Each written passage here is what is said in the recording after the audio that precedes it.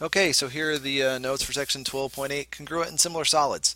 Now, we've really done about probably a good 80% of the conceptual idea of this section. I've talked about it before, so this is really just kind of piecing some things together and then showing you how to do some problems. So, yeah, so we've talked about, so we've already talked about surface areas and volumes of similar figures, or talked about surface areas of similar figures and talked about perimeters, but we haven't talked about volumes yet, really. So first of all, similar solids. The first definition here for similar solids is two solids that have the exact same, not size, but shape, basically. They're proportional. So all spheres are similar and all cubes are similar, and that's really important to make note of that. That automatically, if you have a sphere or a cube, two spheres or two cubes, they're automatically similar. Okay. So the corresponding linear measures, which is like height, radius, have equal ratios if you're similar. The common ratio is called the scale factor, and if they're similar, if the similar solids are polyhedrons, their faces are also similar. Congruent solids, the ratios are the same.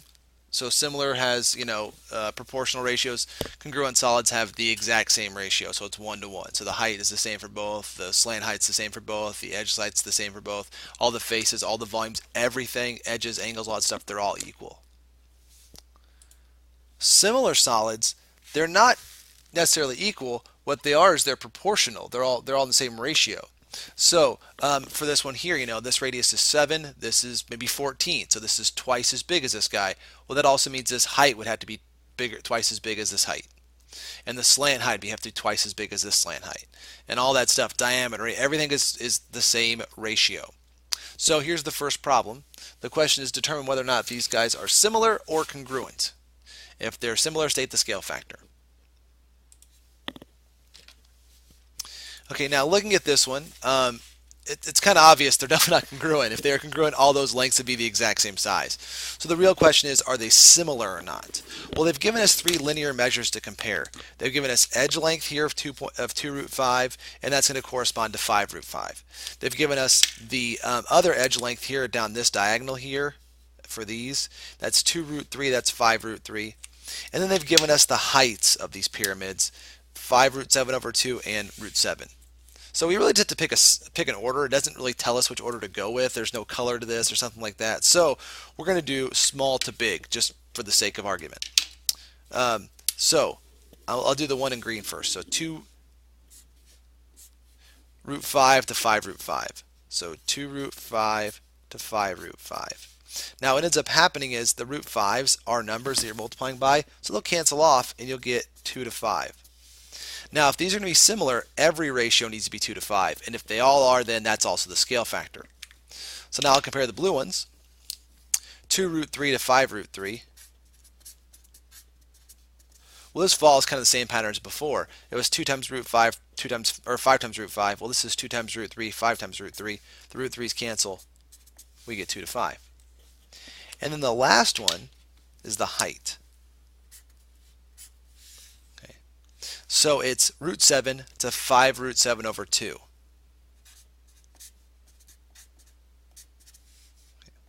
Now the first thing I would do is double the top and the bottom to cancel off that 2 there. So we get 2 root 7 to 5 root 7. Now the root 7's cancel, so we get 2 to 5. So are they similar? Yes, because all the ratios are the same. 2 to 5, 2 to 5, 2 to 5. So that's our scale factor, 2 to 5.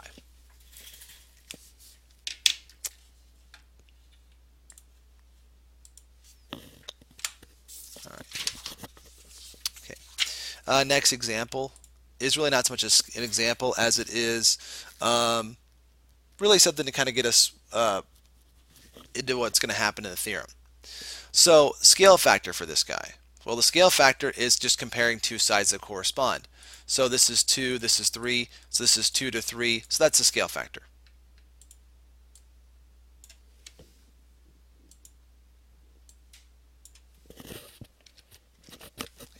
Now we've discussed this before. If these guys are similar, which I don't think I told you, but they are, the two rectangles here are similar, there's a special relationship between the ratio of the perimeters, and there's a special relationship between the ratio of the areas. So that's your job, is to tell me that ratio.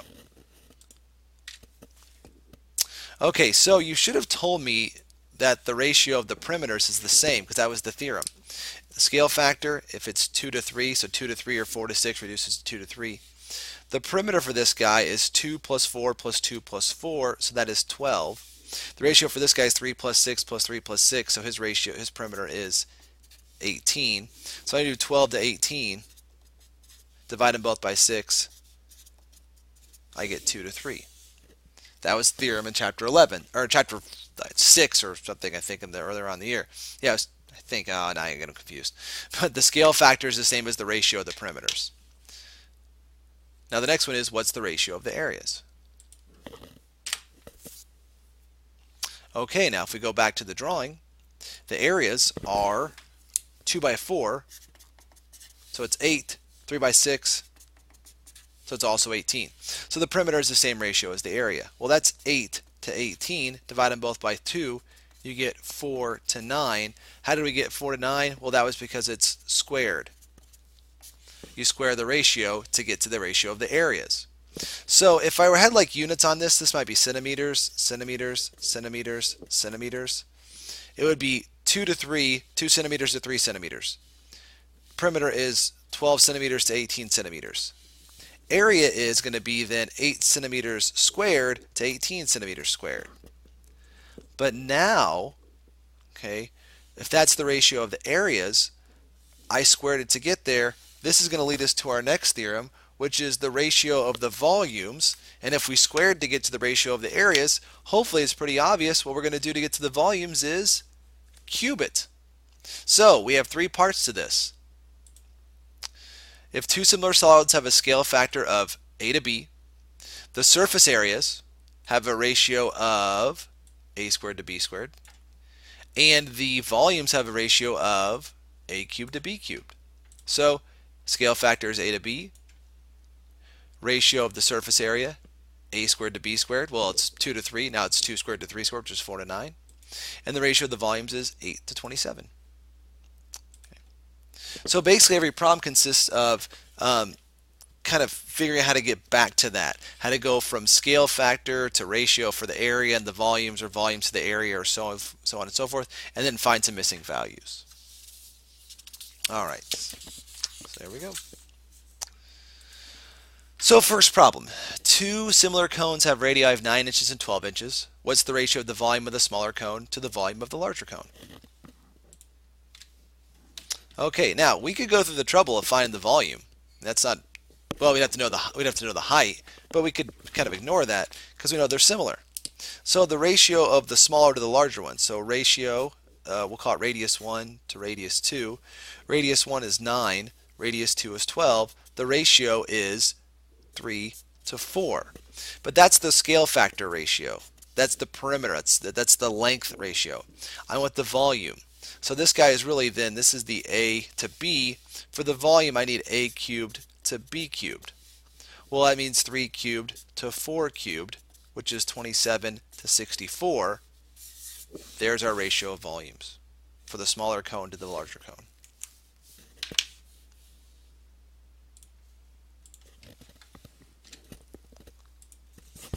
Now, next example. 2 softballs are shown. They're spheres. Now, inherently, all spheres are similar, so that doesn't change anything. So we've got similar spheres right there. So, the question is, though, find the radius of the smaller softball if the radius of the larger one is about 1.9 cubic inches. Okay. So, here we go. All right, now, the key to this one is I'm going to do larger, so I'm going to do volume to larger over volume to smaller. Well, it's 9.15 pi over 4.06 pi. And what we get is the pi's cancel, so 9.15 over 4.06. So 9.15 to 4.06. Now, let's see if this is, first of all, a fraction, because the pi's have canceled off. Math to fraction, I don't think it's going to be like a nice one.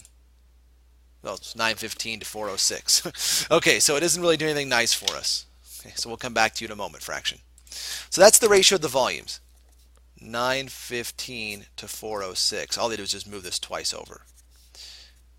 Now this is a cubed to b cubed. I need to get the radius of the smaller one. That means I need to know a to b. So this is where we have a special button on our calculator called the cube root button. Okay, and so what we're going to do, sorry, wrong buttons. We're going to do the cube root of that guy. Now it's right here under math, or on the scientific I'll show you in class. I meant to bring my scientific calculator home and forgot to. But it's the cube root that undoes cubing, just like the square root undoes squaring.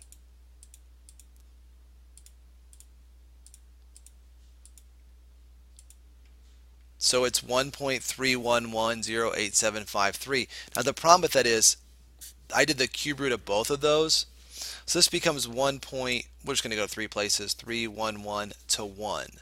This is the larger. This is the smaller. Okay. So 1.311 to 1 is a to b. Now here's the deal. I know the larger radius. It's 1.9. So 1.311 to 1 equals, or 1.311, yeah, 1.311 equals 1.9 to, just call it x. Okay, and now we'll cross multiply, and this will be 1.311x equals 1.9, and then divide 1.9 by 1.311.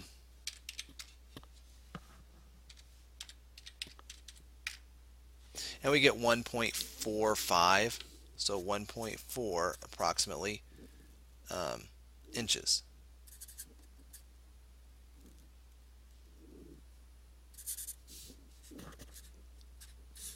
Now there's a typo here just caught. It says, what if the radius of the larger one's about 1.6 cubic inches? That should just be 1.6 inches. So if you're going, wait a minute, why is it cubic inches? That's just a typo. So it's not a great number in the end, but that's the, radius. Okay. All right then.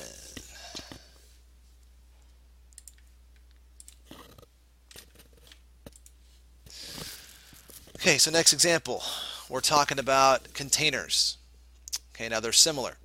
So the question is, what's the height of the smaller container? So here we go. Now, we're really a lot like that last problem was, except for these numbers should work out a little bit more nicely. So we know the volume. They've given us the volume. Our question is, what's the height? Well, if I compare the volumes, we'll call this one VS, VL, because it's smaller and larger. The volume of the smaller to the volume of the larger is going to be 80 pi to 270 pi. Well, that's 8 to 27. And again, that is a cubed to b cubed, which is 8 to 27. So in order to do this, then, I again have to go back to that cube root button on the calculator.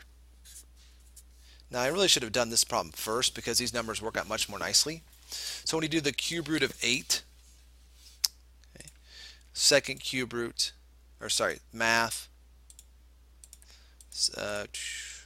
for cube root of 8 is 2. Just show you though, it's cube root of 8 is 2. Just so you don't think Mr. Moyer's making it up. So a over b is 2. And then the cube root of 27, I should be doing the cube root of both of these actually as well. The cube root of 27 then, math, 4, is actually 3. But again, just to show you that I'm not making this up. See, there it is 3. Okay, so why do I need to know that? Well, now I know the scale factor for everything. So the question is now, like, what am I looking for in the problem? Am I looking for area? Am I looking for volume? Am I looking for a length? But now I needed to know the scale factor of the two polygons, because if I square it, I'll have surface area. If I cube it, I'll go back to volume, which I don't need because I already had the two volumes to begin with. But I needed to know what's the scale factor for these two. So scale factor is 2 to 3, and now the question is, what am I looking to solve for? Oh, I'm looking for a height. Okay, so this is smaller to large. So 2 to 3 is the smaller one, which is the smaller h over 6. And now I can cross multiply. 12 equals 3h.